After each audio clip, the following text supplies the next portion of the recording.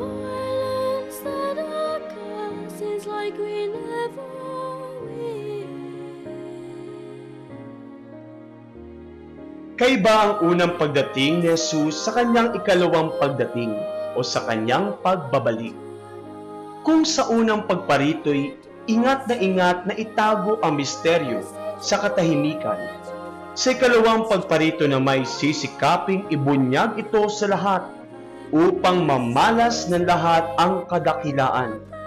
Kung sa unay nangagsiluhuran ang mga pastol at ang mga pantas at ang mga pinapakaing hayop sa sabsaban sa harap ng Diyos na naging sanggol, sa ikalawa na may lahat-lahat ng tao'y kikilala kay Jesus bilang Panginoon ng mga Panginoon, at ang mga makasalanay mangangatal sa takot, sa pagsisising hindi nagbagong buhay.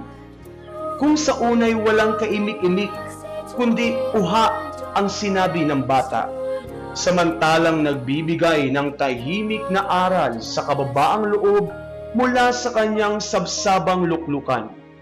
Sa ikalawa na may sasabihin niya ng tahasan ang kasalanan ng mga nagkasala, samantalang pupurihin niya ang kabutihan ng mga nagsipagtiis hanggang sa wakas. Huhukom, lilitis, hahatol, magpapasya, magtatakda, magsasabi, magbibitiw ng huling salita, hinggil sa lahat ng bagay, hinggil sa bawat isa, mula sa kauna-unahang mga tao hanggang sa kahuli-hulihan, mula sa mga makapangyarihan hanggang sa pinakaaba, mula sa pinakapalalo hanggang sa pinakamababang loob.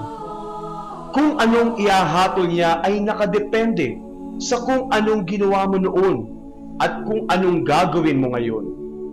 Hanggang may oras pa, magbago ka na ng buhay habang may palugit pa sa pagdaan ng tiktak ng orasan ng iyong buhay. Maaari ka pang magbagong buhay. Huwag mo na po sanang hintayin ika'y tumanda upang magbagong buhay. Baka wala nang bukas. Ang kahapon na may lumipas na. Ang ngayon lamang ang iyong hawak. Pasalamat tayo sa Diyos sa pagkakataon pang magbalik loob sa Kanya.